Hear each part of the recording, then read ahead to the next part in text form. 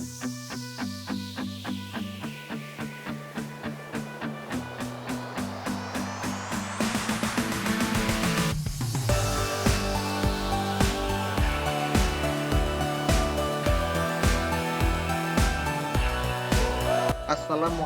warahmatullahi wabarakatuh. Perkenalkan, kami dari kelompok 11 yang beranggotakan 3 orang, di antara saya sendiri Fajar Nugroho, kemudian rekan kami yaitu Rama Darmanto sama Martini. Kami di sini akan menjelaskan tentang keperawatan keluarga, itu diagnosa keperawatan keluarga.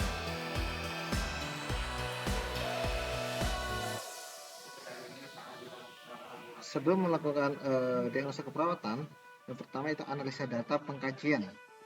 Analisa data pengkajian itu meliputi proses klarifikasi dan validasi informasi untuk membuat diagnosis akurat. Review data atau situasi untuk mengidentifikasi kemungkinan penyebab masalah. Itu hubungan data dan pengaruhnya pada kesehatan. Analisa data, contoh analisa data seperti berikut. Yang pertama yaitu data subjektif untuk keluarga tidak tahu akibat berhenti minum obat. Keluarga tidak mengetahui batas pengobatan Nyonya X. Nyonya X mengatakan pusing setelah minum obat.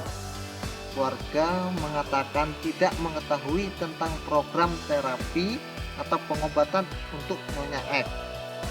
Dan keluarga mengatakan tidak mengetahui akibat putus obat. Itu keluarga mengatakan mengambil obat tiap 2 minggu di puskesmas. Itu untuk data subjektif. Untuk data objektif, itu keluarga tidak melakukan pendampingan Nyonya X dalam minum obat anti TB. Nyonya X tersebut makan 1/4 porsi. Setelah didapatkan data subjektif dan data objektif, ditemukanlah masalah problem, yaitu resiko ketidakefektifan pelaksanaan program terapeutik berhubungan dengan ketidakmampuan keluarga untuk merawat anggota keluarga penyakit TBC atau TB paru. Kemudian struktur diagnosa keperawatan itu meliputi problem itu sendiri atau status kesehatan lain, disebut label, tipe. Itu termasuk dalam aktual, resiko, dan potensial. Kemudian berhubungan dengan etiologi atau faktor penyebabnya itu diantaranya lingkungan, perilaku, interaksi klien dan lingkungan atau faktor eksternal fungsi keperawatan kesehatan. Ditandai dengan tanda dan gejala gelambang S dan data yang mendukung. Diagnosa keperawatan atau tipologi diagnosa keperawatan keluarga itu meliputi yang pertama tadi aktual, itu terjadi defisit atau gangguan kesehatan, masalah sudah benar terjadi, terdapat tanda klinis subjektif dan objektif dari penderita atau anggota keluarga yang mengalami masalah.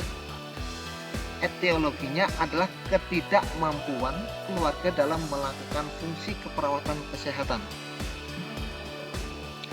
Contoh yang pertama yaitu bersihkan jalan napas tidak efektif pada keluarga Tuan Y, khususnya Nyonya S, berhubungan dengan ketidakmampuan keluarga merawat anggota keluarga dengan asma.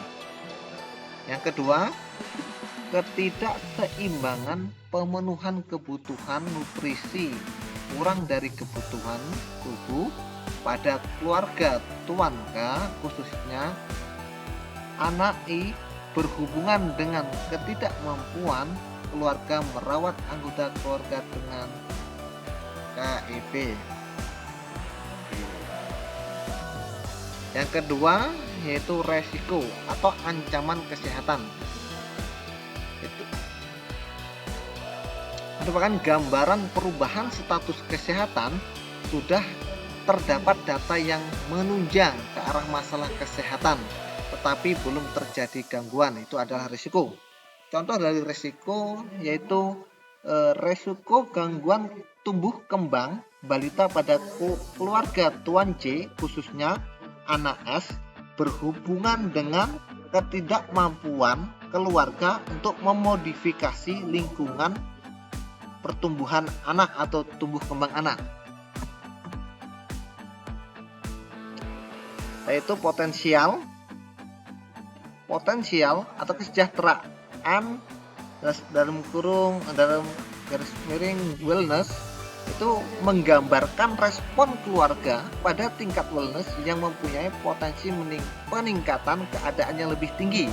Contoh, potensial peningkatan status kesehatan tuan J sebagai pasangan baru. Intervensi wellness itu ya, pertama memperkuat atau meningkatkan kemampuan perawatan diri, keterampilan, pengetahuan, dan pencapaian keperawatan untuk menyelesaikan tugas perkembangan.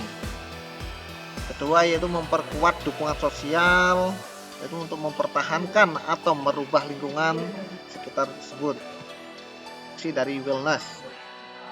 Contoh untuk diagnosa keperawatan antaranya itu perubahan permanen kebutuhan nutrisi, kurang dari kebutuhan tubuh berhubungan dengan kurang pengetahuan pemasukan sesuai kebutuhan, keterbatasan dana, kurang pengetahuan sumber-sumber yang tersedia, keterbatasan penyediaan makin secara budaya. Kedua yaitu perubahan proses keluarga atau ketidakmampuan memberikan dukungan fisik dan emosional pada anggota keluarga berdasarkan kurang pengetahuan teknik perawat atau persepsi diri tidak mampu mempelajari tugas-tugas yang kompleks. Prioritas masalah itu didasarkan pada scoring atau setiap permasalahan. Cara untuk menentukan scoring yaitu tentukan skor untuk setiap kriteria, kemudian lakukan penghitungan dengan rumus di bawah ini yaitu share dibagi angka tertinggi dikali bobot. Setelah itu jumlahkan skor semua kriteria. Setelah itu nilai tertinggi merupakan prioritas masalah. Scoring dari tabel berikut ini ada 4 yaitu 4 kriteria, di antara sifat masalah itu ada aktual, risiko, potensial, dan ada skor itu untuk aktual itu 3, untuk risiko 2, potensial itu 1 dan memiliki bobot 1. Kemudian untuk kriteria yang 2 itu kemungkinan masalah diubah, skalanya itu mudah, sebagian, dan tidak dapat. Yang ketiga untuk kriteria ketiga yaitu potensial untuk dicegah, itu untuk skalanya diantaranya tinggi, cukup, dan rendah.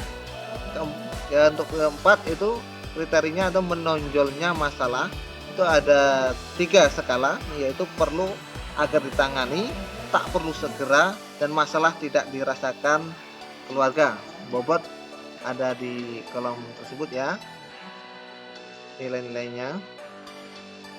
Kemudian faktor penentu skala. Faktor penentu skala ini itu sesuai dengan masalah ya enggak? Dalam bentuk diagnosa.